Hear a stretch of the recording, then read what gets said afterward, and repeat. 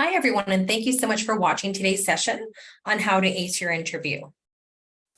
My name is Shannon Amaral. I'm the Career Services Program Specialist here at Fanshawe College in the Employment and Student Entrepreneurial Services Department.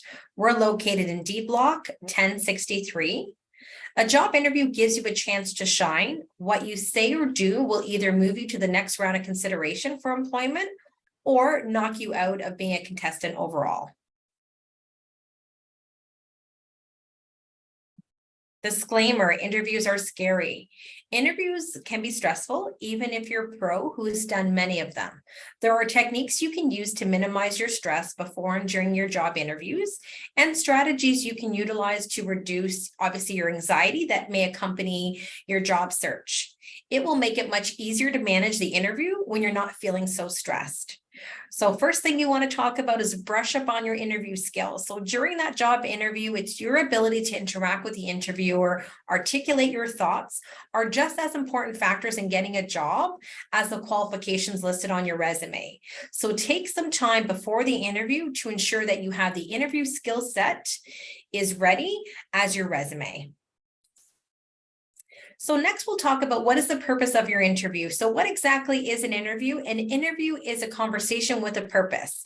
This conversation or interview actually has three purposes to it. Can you do the job? Will you do the job? And do you fit in? Can you do the job? You're going to be asked questions like your skills, your knowledge, your experience, accomplishments, your learning potential, handling physical aspects of a job. Maybe that means driving a vehicle, sitting at a computer all day, lifting heavy materials. Next, you're going to be asked questions, will you do the job? So you'll be asked questions pertaining to your interest in the position, the company, and the industry, what your work ethic is like, your energy level, outside influences that may affect your willingness and your ability to do the job. And lastly, do you fit in? The interviewer wants to be able to assess your likability, your communication, your values, your style, your general interests, and even your appearance. So you want to make sure you sell yourself to that interviewer. So when you're in a job interview, it's up to you to sell yourself with regards to your qualifications and your credentials to that hiring manager. You're also going to need to show the interviewer that you're a good fit for both the job and the position, and even the organization. So with some preparation, you'll be able to present yourself as the best candidate that any organization would love to hire. So doing the best to get the hiring manager on your side will help you to get hired. So preparing for the interview, how much do you know about that company that just contacted you to schedule an interview? And the answer should be plenty. All the information you need is available online. Have you ever heard the advice that it's important to have some questions for the hiring manager when you're interviewing for a job? While that's true, all interviewers will expect you to be curious and interested in their organization and to show by asking questions. It's also true that you should come to the interview with a good baseline of knowledge about the company. So do your research and you'll make a better, impression to that hiring manager. So here we'll provide you a few tips on, researching the companies before the interview. So the number one thing you want to do is visit the company's website. Start by visiting the company's website, read up on, the reviews of the organization, read up on their mission statement and their history, their products and services, even their management as well. You can even find out about the company's culture online. The information is usually available in the About Us section on their website. We also want to talk about browsing social media. Check the company's social media accounts, visit their Facebook, their Google, their Instagram, even their Twitter pages. This will give you a good sense of what the company wants its consumers to see. Like and follow those companies so that you can get those updates as well. You might also even find information that you may not have found otherwise, and you could also uncover some red flags about the company as well. And lastly, we're going to mention using LinkedIn. So LinkedIn company profiles are obviously a great way to, at a glance to get more information about the company that you're interested in. You'll be able to see the connections that the company has, the new hires, the promotions, the jobs that they have posted, related companies, the company statistics. If you have connections at that company, consider reaching out to them. Not only can they put in a good word for you, but they can also share their perspective on the company and give you some tips that may help you to ace that interview as well. We want to talk about dressing appropriately, what we like to call dress for success. So just remember, those first impressions really do matter, and you don't have much time to make that best good first impression. So during that job interview. So from the time that you're greeted from the reception to the time you leave the building, you're being evaluated as a potential new hire. So here's some examples that you can see on the screen about dressing appropriately for business professional. You can see you have your basic items, you have your fully dressed items. You don't always need to be going into an interview wearing dress pants and a jacket, but you want to make sure, and we'll talk a little bit more about that just on the next screen here. So these are things that you should not wear to the interview. So you can see here, you shouldn't be wearing any sportswear, any bottoms, that means shorts, certain shoes like running shoes. For females, you don't want to be wearing party dresses. You want to make sure that you are still making that best first impression, but really be mindful about what you're wearing. So what we like to say here, keep bright, flashy colors to a minimum. A blazer doesn't always, upgrade your entire outfit. You want to remember that many organizations and companies have gone scent-free. So you want to make sure, either go scent-free or make sure you're going light on perfume and cologne. You want to leave your headphones at home. You want to be careful about going too casual to an interview as well. For females, you don't want to overdo your makeup, but you want to make sure you're making that best first impression and keep your accessories to a minimum. And just remember, we do have the career closet here on campus as well, that you can also utilize some articles of clothing for your interview.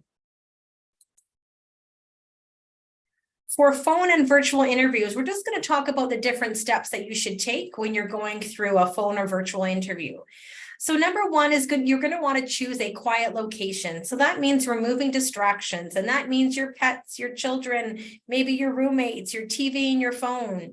You want to ensure that your area is visible on webcam and it's free of clutter. So try to maybe find a neutral background. You also want to make sure you gather up all your documents. So make sure you have a copy of that job description, the resume that you submitted, important information about the company or the organization, have speaking notes.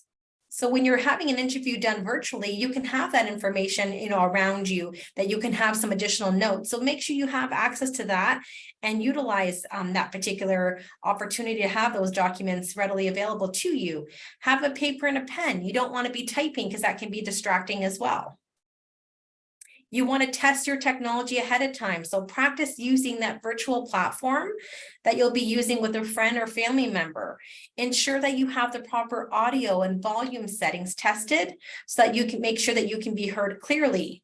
If your device isn't clear, sometimes a headset or microphone might be more effective. Also maybe try to remember to turn off your notification alerts and sounds on your computer, your phone, or your tablet as well. You want to make sure that you maintain professionalism at all times. So that means dressing appropriately, just as you would if you're going for an in-person interview.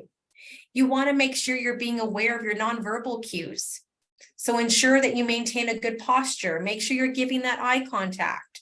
Look at the camera, not at the screen, so that an employer sees that you're making eye contact with them.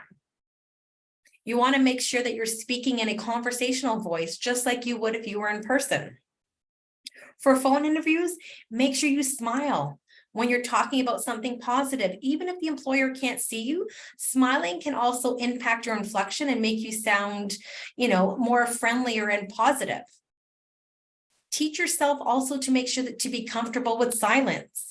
When you can't see the person that you're talking to, their body language, their facial expressions, you may feel like you need to fill in the silence with talking, but make sure you allow the employer some time to take notes after you finish answering each question. Before answering each question, take a second and just wait. Acknowledge the question with a nod, and then speak to ensure the interviewer is finished speaking so that you don't end up speaking over them. We also want to talk about preparing for glitches. Have a backup plan in place. Confirm with the interviewer ahead of time that if there was any technical errors, you may have to switch to another device, and maybe that's your phone or tablet. You want to make sure you continue to complete the full interview preparation. So we talked about this earlier, researching the employer, preparing questions to commonly asked questions. Preparing responses to commonly asked questions. You also want to make sure that you have questions ready to ask the employer as well. You also want to make sure you send a thank you note. This should be done after your interview, regardless of how the interview is conducted. So we always say within 24 hours, but it's always a very good practice to make sure you send a thank you note to all the hiring panelists, shortly after your interviewer. So make that something that you do. And if you ever forgot to mention something during the interview, this is your opportunity to make that statement in your thank you. And lastly, you want to practice and practice and practice, especially if you're somebody that's uncomfortable with technology, whether that's virtual, on the phone, even in person. That can add additional stress to any interview process. So always connect with a family or friend, practice your feedback on your professionalism, your tone, your body language, your eye contact. You can even use interviewing.com as another platform. We'll talk about that a little bit more into the workshop as well, where you can actually watch yourself and critique yourself on your performance. So the different types of interview questions.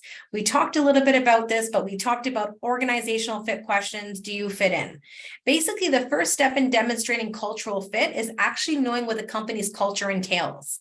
So there are many things you can do to have a better sense of the company's culture before your interview. Read the company reviews online.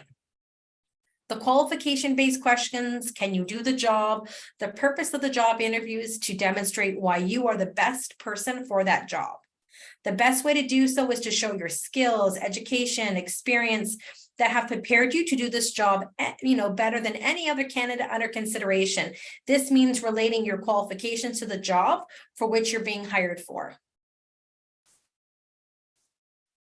It's also crucial to show the hiring manager that not just the qualifications, but you also want to be working for them. So go beyond by simply reminding the interviewer of your relevant certificates that you have. So for example, even if the job that you held has prepared you to do this role, also be prepared to make a case of why your unique experience makes you the best choice.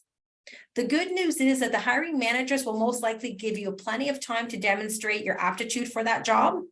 Most interviews involve a series of questions from the hiring manager. Some will be more trickier than others. So keep your ears, open for those questions about qualifications, and make sure that you're ready for the responses that demonstrate why you indeed are a good fit.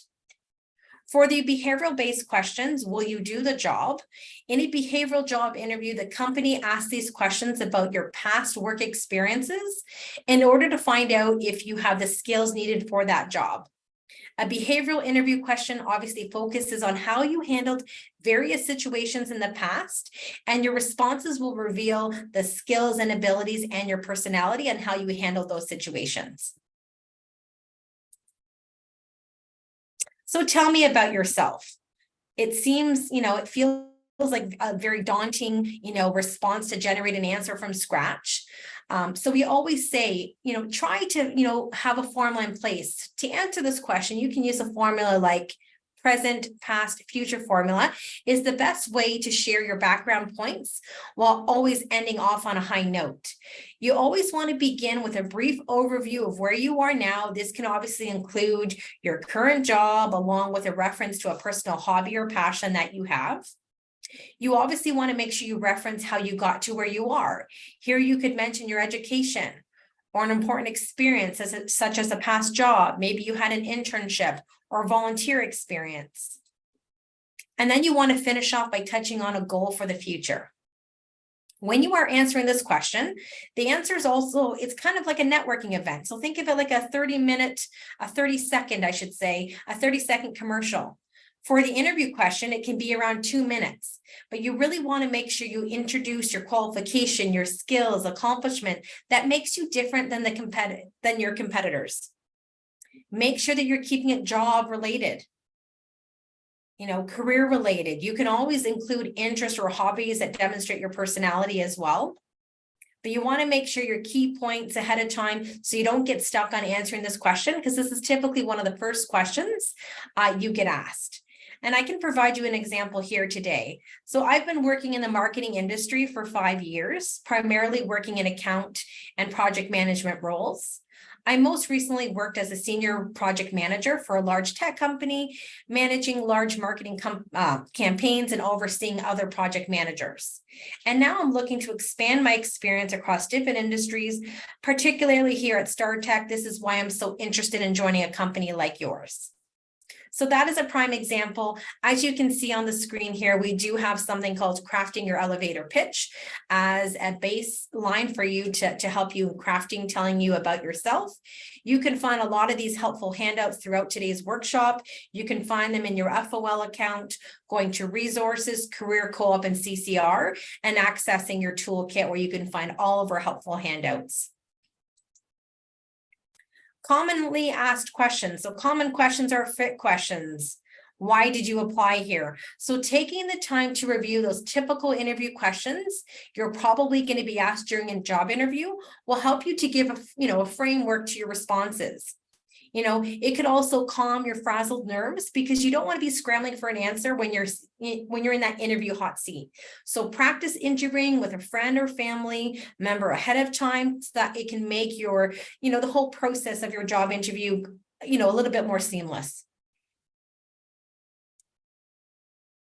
So here's a couple other examples of common asked questions. What are your strengths? You will be asked that during an interview.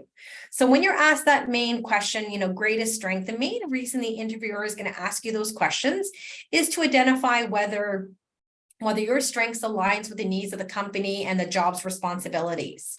So the company wants to learn whether you're a good fit for that role you're interviewing for.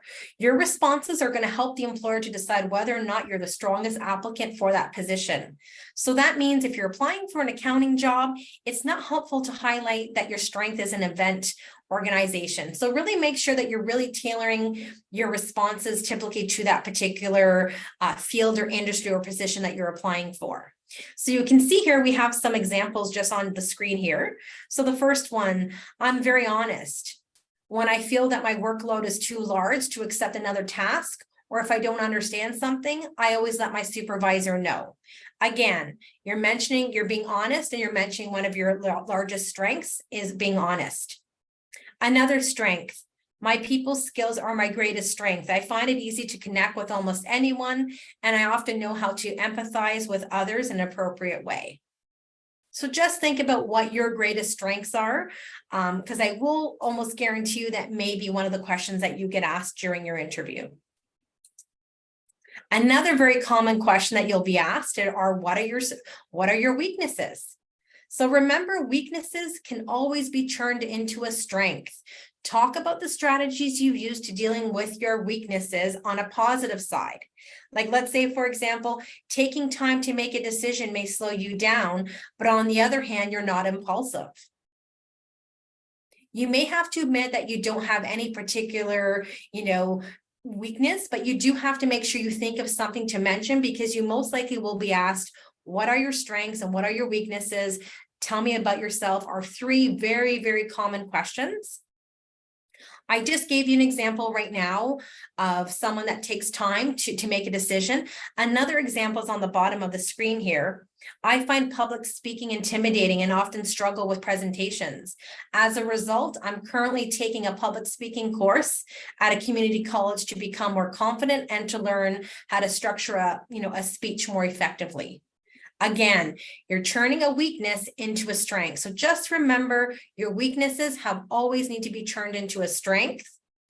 There are several ways that you can answer that during your interview, but just remember that formula of, stating your weakness, but always making sure that you can frame that over into a positive sign. Here are a couple examples of commonly asked questions on behavioral-based questions. Many employers are moving a lot of their interview questions towards behavioral-based questions. And we've listed a couple here for you guys here today. So tell me about a time where you delivered exceptional customer service. Describe a time you set a goal for yourself and achieved it. Tell me about a time where you went above and beyond. Describe a time you had to work with someone with very different ideas from your own. Tell me about a time you had a professional conflict, just to name a few. We're going to use the first one as an example on the next screen. So how to answer those behavioral-based questions. You want to make sure you do a formula such as situation, action, and result. So with the situation, you want to make sure you describe the context within the work that you've performed or the challenge that you have faced. So for example, perhaps you've worked in a group project and you had a conflict with a coworker. That situation can be drawn from your work experience. It could be a volunteer position or it can be any other event, but you want to make sure you're adding as much detail as possible. When we talk about the action, you want to be able to describe how you completed that task or how you're able to overcome that challenge. So focus on what you did rather than what your team did, your boss did, or what your coworker did. So instead of saying we did, you want to make sure you start saying I did. And when we come to answering the end result, you want to be able to explain the outcomes or the result that was generated by the action that you took. It might be helpful for you to emphasize what you accomplished and what you learned. So here's an example of that first question that we chatted about.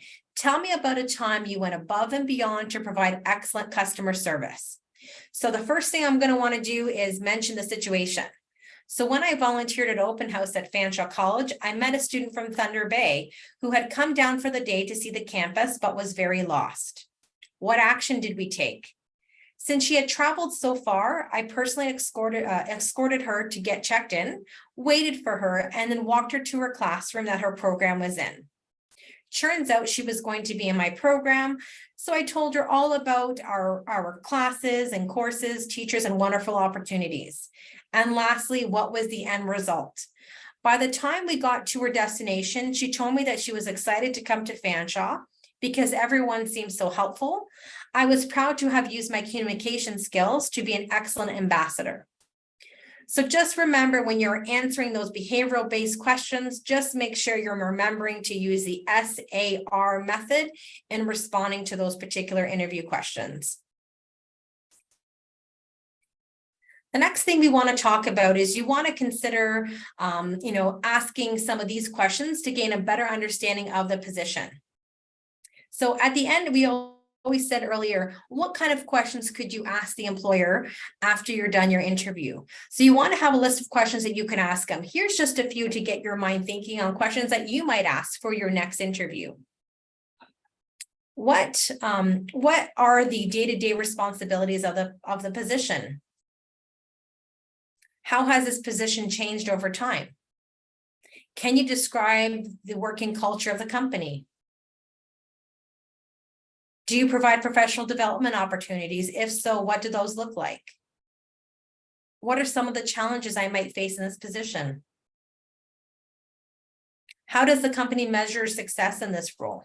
So again, just be prepared to have a few questions that you'll be asking after that interview to show your interest in that position. You got the job. Now what's next? You have an option. You either have to accept or decline the offer. You always want to make sure you thank the interviewer for the opportunity. If you accept the offer, then you have to make sure you get all those details in a written form of a letter. If you decline the offer, then you want to make sure you give them a reason as to why you're declining offer, because you always want to make sure you maintain that positive relationship, because you never know if you might need to reapply to that particular organization down the road. You got the call, but you didn't get the job. A better way to handle rejection is operating with a resilient mindset. So resiliency means, meeting challenges or setbacks, but with a constructive approach and focusing opportunities when things don't always go as what you had planned. So resilient people keep a positive attitude when they're thrown these curveballs. So just make sure that you're maintaining positivity. You still want to make sure you thank the interviewer for the opportunity to meet with them. And don't forget to ask for feedback, because that might be helping you down the road when you have future interviewers that come your way. And also ask to keep in touch. so that you can be kept on their mind for other opportunities. You want to make sure you're still maintaining that positive relationship, even though it didn't happen to go your way.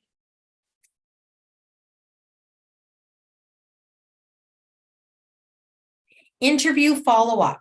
So here's an example on the screen if you want to be following up on an interview.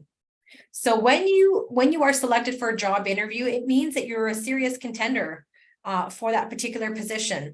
That's why it's so important to take the time to follow up after every single job interview. That means including an in-person, a phone interview, even for second interviews. By following up, you're going to be reminding the interviewer that you're a strong candidate for that job. You'll reinforce why you're qualified and should be given that serious consideration. So what I have on the screen here is just an example for you on, a subject line on thanking them for meeting with you. They said they would call, but they haven't.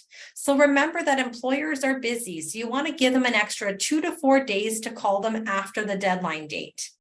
If you have not heard after those extra days, a follow-up phone call to an employer, but you want to make sure that you're being respectful of the employer's time as well. You don't want to be contacting the employer every day. So really be mindful when you are connecting with these employers because they are busy. But this is why it's so important to make sure that you have those contact information, a business card, so that you can, connect with them. But you also want to make sure that you're also being prepared for any news that you might receive, and just make sure you try your best to stay positive. Next, there is an option for all students. You have access to interviewing.com. You can access this through your FOL page by going to your FOL on the dashboard, and you're going to be selecting career resources, career co-op, and CCR, and you'll be able to find this information. It's called interviewing.com. It allows you to practice your interview skills using a webcam. It's just a great opportunity for you to actually see yourself and how you interact during an interview. It populates some questions to get you thinking. So if you're somebody that's not comfortable with interviews, this is one tool that you can do from the comfort of your home as well. So feel free to try this out and see how you like the system. Another great opportunity for you to be able to practice your interview skills. And if you're someone that is still struggling, you can definitely connect with your career services consultant by using this QR code to connect with your consultant. Consultants are available in person, virtually, over the phone. So if you're ever in need of any assistance, please know that we're here for you, and please do connect with us for any of your concerns. Thanks so much for watching. Take care.